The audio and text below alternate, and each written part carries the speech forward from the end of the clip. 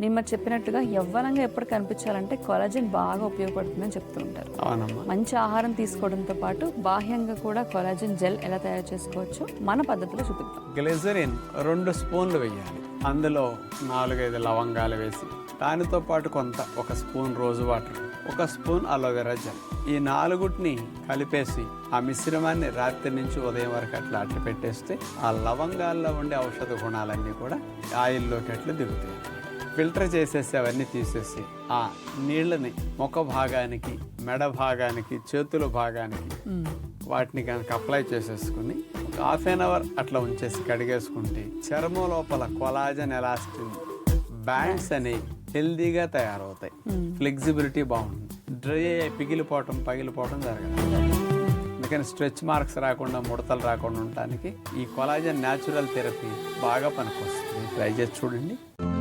ఈ రోజే డౌన్లోడ్ చేయండి. మీ ఫేవరెట్ షోస్ చూడండి.